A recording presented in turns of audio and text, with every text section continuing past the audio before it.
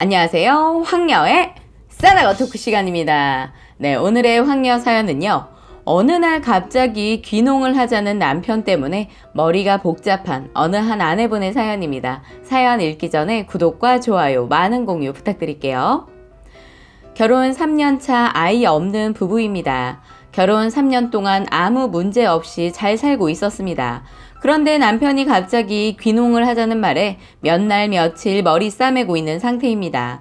간단히 저희 소개를 하자면 서울 소재에 있는 대학을 나왔고 같이 석박사 하면서 만났고 이어서 결혼까지 했으며 지금은 같은 연구원이고 다른 부서에서 근무 중입니다.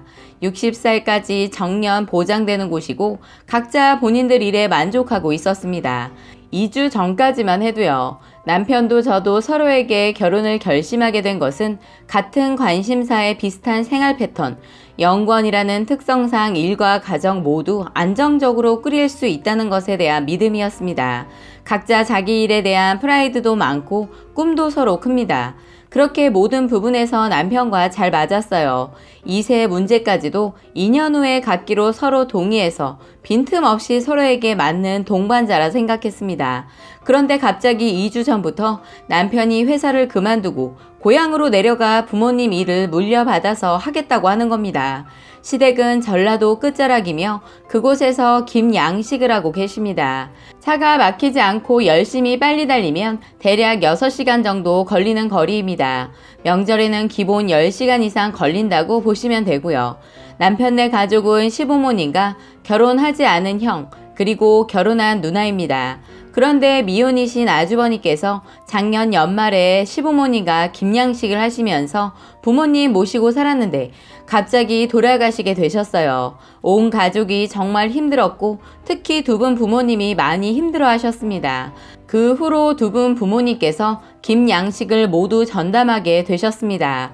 그런데 남편은 이제라도 본인이 내려가서 김양식을 돕겠다고 하는 겁니다.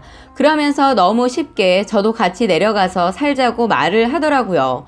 제가 알기로 남편은 고등학교 때부터 서울로 유학 와서 10수년이 넘는 세월을 타지 생활을 했습니다. 그렇게 생활했던 남편은 본인 역시 시골 생활을 싫어했었고 아주버님이 돌아가시기 전까지만 해도 형이 거기 있어서 정말 다행이다. 자기는 절대 거기 내려가서 못 산다 라고 했었던 사람입니다. 그런데 한순간에 이렇게 변해버린 겁니다. 부모님 두 분이 형이 없이 힘들게 일하시니 그 마음은 저도 당연히 이해가 안 가는 부분은 아닙니다. 그러나 저와 결혼하면서 세워놓은 계획도 분명히 있었는데 한순간에 이렇게 쉽게 말을 하니 저로서는 머리가 너무 복잡하더라고요. 참고로 저는 태어나기도 서울에서 태어났고 친가 외가 모두 서울입니다. 솔직히 다른 지역에서 사는 것에 대한 부담감이 없지 않아 있고요. 그게 또 전남 시골 마을이라는 것도 너무 막막해요. 정말 아무것도 없는 시골이에요. 편의점, 커피숍 또한 찾기 어려우며 버스도 시간 정해져서 하루에 몇 번만 다니는 동네입니다. 또 저나 남편이나 박사까지 해가며 공부한 것도 너무 아깝습니다. 이러라고 저희 부모님이 그렇게 힘들게 일하셔서 제 뒷바라지 해주신 것도 아니고요. 그래서 저는 절대 내려갈 수 없다고 했습니다. 남편에게 내려갈 수 없는 이유들을 하나씩 이야기했더니 그럼 주말 부부를 하자고 하는 겁니다. 그래서 제가 그럼 언제까지 주말 부부를 하자는 건데? 라고 물어보니 제가 회사를 그만둘 때까지랍니다. 그래서 제가 지금까지 공부한 거 아깝지 않아? 라고 했더니 더 이상 미련이 없다네요. 또 아이를 낳을 거냐고 했더니 그건 2년 후에 다시 생각해 보자고 합니다. 저는 이건 아닌 것 같아서 지금 이거 너무한 거 아니냐고 했더니 자기도 자기 인생 살 권리가 있다네요. 그러면서 저에게 주말 부부하면서 제 인생을 살아라고 하네요. 너와 내 인생이 아니라 우리 인생이 아니냐고 했더니 지금은 그렇게까지 생각 못 하겠대요.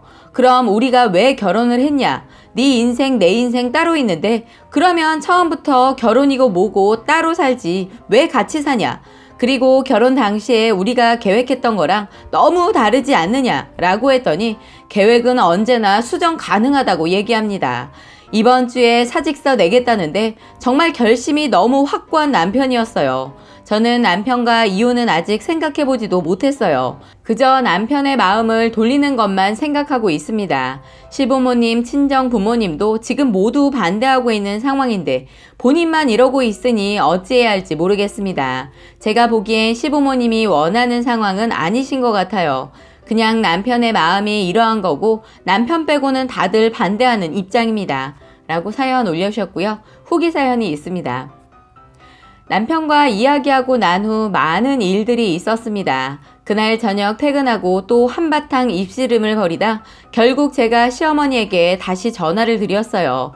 어머님 목소리 듣자마자 저도 모르게 눈물이 나와 펑펑 울며 말씀드렸습니다. 남편이 고향으로 내려가겠다고 금요일에 사직서 낸다고 했다고요. 시부모님께서는 일요일날 타일을 만큼 타일러서 남편의 마음 바뀐 줄 알고 계시더라고요. 그날 저녁에 전화 통화할 때도 그렇게 알고 계셨고요. 그게 아니라는 걸 옆에 계시던 아버님이 들으시고는 바로 남편 바꾸라고 하셨는데 핸드폰 너머로 큰 소리 내시고는 소리 지르다가 전화 끊으셨어요. 남편은 왜 부모님께 전화한 거냐고 화를 냈어요. 이제는 다시는 부모님께 이 일로 전화드리지 말라고 남편은 화를 내면서 서재로 들어가서 나오질 않더라고요. 그런데 조금 있다가 어머니께 다시 전화가 오셔서 애 좀 잘 달래보라고 하시길래 그건 이제 제 능력으론 부족한 것 같다고 제 능력 바뀌라고 말씀드리곤 전화 끊었습니다. 그런데 어제 아침에 출근하고 멍하니 있는데 아버님께 전화가 왔어요. 지금 서울 올라가는 버스 타셨다고요. 집 근처에서 기다리고 있을 테니 퇴근하고 바로 남편 데리고 집으로 오라고 하시기에 남편이랑 같이 오후에 반차 내고 버스 오는 시간에 맞춰 기다리고 있었어요. 그렇게 버스가 도착하고 버스에서 내리신 어머님은 남편을 보자마자 붙잡고는 우셨어요. 속상하신 마음 때문인지 눈물을 많이 보이셨어요. 아버님은 내리시더니 남편 머리 한 대 크게 치셨어요. 철 좀 들어라 하는 마음이 담긴 한 방이었습니다. 두 분은 밤새 한숨도 못 주무셨다고 하셨어요. 점심도 못 드셨을 텐데 밥 생각도 없다고 하시고 집에 도착해서 몇 시간 동안 계속 얘기했습니다. 많은 이야기들이 있었지만 아버님도 결국 눈물을 보이시고 어장은 다른 사람한테 임대해 주겠다고 하셨습니다. 큰아들도 허망하게 보냈는데 너마저 내려온다고 하면 내가 그동안 살아왔던 인생이 모두 헛되게 느껴질 거라고 하시며 이럴 줄 알았으면 진작에 그만둘 것을 본인 욕심 때문에 아들 둘 다 잃는다고 하시면서 한참을 우셨어요. 그러면서 남편도 조금씩 마음을 바꾸는 듯 했습니다. 당장 내려가겠다는 소리는 안 하겠으니 조금씩 일을 돕고 배워가겠다라고 말하더군요. 그랬더니 아버님께서 그럼 당장 양식장 다른 사람한테 넘기는 건 무리일 테니 매주 주말마다 내려와라. 몸이 부서지더라도 단 한 주도 거르지 말고 내려와야 한다. 너가 하는 연구가 대단히 어렵고 힘든 것인 줄은 알지만 그렇다고 김 농사 짓는 것도 만만하다고 생각하지는 말아라. 그러시면서 저에게도 주말은 네 남편 없다고 생각하고 살으라고 하셔서 알겠다고 말씀드렸습니다. 결국 조건부 합의를 한 셈인 거죠. 집에서 간단히 식사하고는 피곤하셨는지 일찍 주무시고 남편이랑 저랑은 다시 긴 이야기를 나눴습니다. 남편은 부모님 걱정도 걱정이었지만 심적으로 다른 부분에서도 힘들었던 것 같았어요. 하고 싶은 일을 하기 위해 연구원에 들어왔는데 점점 피동적으로 되어가는 것 같다. 올해 초 진급에서도 누락되었거든요. 저희가 보기엔 상도 받았고 논문 발표 수도 부족하지 않아서 남들보다 먼저 진급할 수 있겠다고 생각했는데 결정적으로 남편 성격이 남한테 아부하는 걸 전혀 못하거든요. 진급엔 그런 것도 어느 정도는 방영이 되지 않나 생각도 들어서요. 솔직히 수제 소리 듣고 자랐고 일하다가 자꾸 뒤처지는 느낌이 들어서 스스로가 너무 못나 보였나 보더라고요. 그에 반해 너무 잘 적응하고 일에 재미를 느끼는 저에게 상대적 박탈감이 들었다고 합니다. 자존심 때문에 그동안 말도 못 꺼냈다고 하네요. 그런 소리를 듣다가 저도 울고 남편도 울어버렸네요. 김양식이 얼마나 힘들고 고된 일인지 자기도 보고 자랐기 때문에 알지만 지금 생활의 탈출구로는 그게 최선이라는 생각이 들었다고 합니다. 자기도 생각이 짧았던 거에 인정을 했고요. 저에게도 그렇게 행동한 거 어린애 같은 행동이었다고 사과했습니다. 저도 부부간에 깊은 대화를 할 수 없었던 우리 생활 방식에 미안하다고 사과하고 같이 고쳐나가기로 했네요.